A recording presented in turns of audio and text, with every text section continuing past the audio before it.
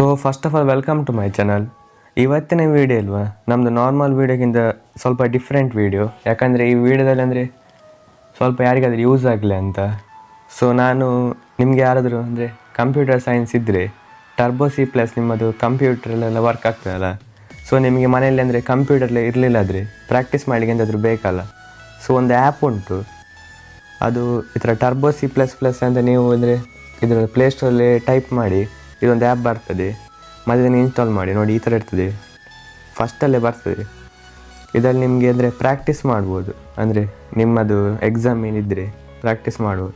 ಮತ್ತು ಇದನ್ನು ಓಪನ್ ಮಾಡಿ ಇನ್ಸ್ಟಾಲ್ ಮಾಡಿ ಆದಮೇಲೆ ಇದೆಷ್ಟು ಒಂದು 13 MB ಅಷ್ಟೇ, ಚಿಕ್ಕದು ಫೈಲ್.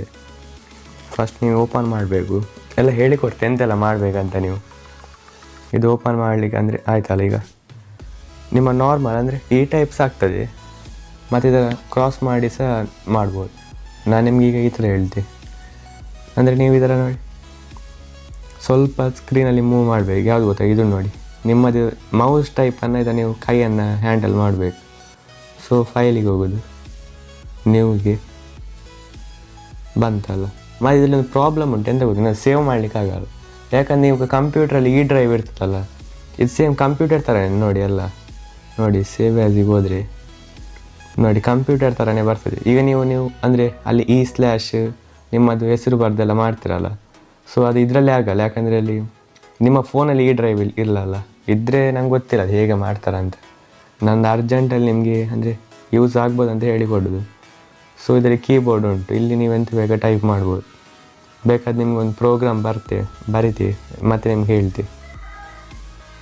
ಸೊ ಈಗ ನಾನೊಂದು ಪ್ರೋಗ್ರಾಮ್ ಅಂದರೆ ಸಿಂಪಲ್ ಅದೊಂದು ಪ್ರೋಗ್ರಾಮ್ ನೋಡಿದೆ. ಇದೆಂತ ಬಂತು, ಸೇವ್ ಮಾಡಲಿಕ್ಕೆ. ಇದಿಲ್ಲ, ನಮಗಾಗಲ್ಲ. ಮತ್ತೆ ಅದು ನೋಡುವ. ಸೊ ಇಷ್ಟ ಆದಮೇಲೆ ಈಗ ಎರರ್ ನೋಡಬೇಕಾದ್ರೆ ಕಂಪೈಲ್ ಮಾಡಿ 4 ಎರರ್ಸ್. ಸೊ ಈಗ ನಾವು ಎರರನ್ನು ಸರಿ ಮಾಡ್ತೀವಿ, ಆಮೇಲೆ ಪುನಃ ಸಿಗ್ತೀವಿ. ಅಂದರೆ ಕಂಪೈಲ್ ಹೊತ್ತು ಎರರ್ ನೋಡ್ಬೋದು ನೀವು. ಓಕೆ, ನಂದೀಗ ಎರರ್ ನೋಡಿ ಕಂಪ್ಲೀಟ್ ಆಯಿತು. ಈಗ ನಿಮಗೆ ಇದು ನಿಮ್ಮದು ಪ್ರೋಗ್ರಾಮ್ ತುಂಬ ದೊಡ್ಡದಿದ್ದರೆ ಸೈಡಲ್ಲಿದೆ ಯಾರೋ ಮಾಡ್ಕೊಂಡು ನೋಡಿ, ಇಲ್ಲಿ ನೋಡಿ ಇದು ರೆಡ್ ಕಲರ್ ತೋರಿಸ್ಕೊಂಡು ನೋಡಿ, ಅದರಿಂದ ಮೇಲೆ ಮಾಡಿ. ಇದು ಕೆಳಗಿದ್ದು ನೋಡಿ ಮೌಸ್ ಇಲ್ಲಲ್ಲ ಅದಕ್ಕೆ. ಶಿಟ್.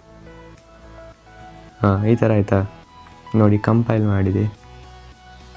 ಈಗ ರನ್ ಇವತ್ತು. ಈಗ ಇಲ್ಲಿ ಕೀಬೋರ್ಡನ್ನು ಅಂದರೆ ನಾರ್ಮಲ್ ಆಗಿ ಯಾವುದೋ ನಂಬರ್ ಹಾಕಿ, ನಾನು ಸಿಂಪಲಾಗಿ ಒಂದು ಹಾಕ್ತೆ. ಇದು ಎಂಟರ್ ಉಂಟಲ್ಲ, ಅಂದರೆ ಯಾರೋ ಕೆಳಗೆ ಬಂದದ್ದು ಪ್ರೆಸ್ ಮಾಡಿ ನೋಡಿ ಬಂತು, ಇಷ್ಟೇ. ಪುನಃ ಬ್ಯಾಕ್ ಹೋಗ್ಬೇಕಾದ್ರೆ ಪುನಃ ಅದನ್ನು ಒತ್ತಿ. ಇದು ನಿಮ್ಮ ಮೌಸ್ ಥರ ವರ್ಕ್ ಆಗ್ತದೆ, ಅಂದರೆ ಅದು ಎಂಟರ್ ಮೌಸೆಲ್ಲ ಕೀಬೋರ್ಡ್. ಸೊ ವೀಡಿಯೋ ಇಷ್ಟಾದರೆ ಲೈಕ್ ಮಾಡಿ, ಸಬ್ಸ್ಕ್ರೈಬ್ ಮಾಡೋದು ಬೇಡ, ಯಾಕಂದ್ರೆ ನಾನು ಈ ಟೈಪದ್ದು ವೀಡಿಯೋ ಹಾಕೋದಿಲ್ಲ. ಅದಕ್ಕೆ ನೀವು ಇಷ್ಟ ಆದರೆ ಬೇರೆ ಯಾವುದಾದ್ರು ವೀಡಿಯೋ ನೋಡಿ. ನೀವು ಇಷ್ಟು ಅರ್ಜೆಂಟಲ್ಲಿ ಇದ್ದೀರ, ನಿಮಗೆ ನಾಳೆ ಎಕ್ಸಾಮ್ ಇರಬೇಕು, ಅದಕ್ಕೆ ನೀವು ಇದು ವೀಡಿಯೋ ನೋಡ್ತಿದ್ದೀರಿ. ಸೊ ಎಕ್ಸಾಮಿಗೆ ಆಲ್ ದ ಬೆಸ್ಟ್, ಬಾಯ್.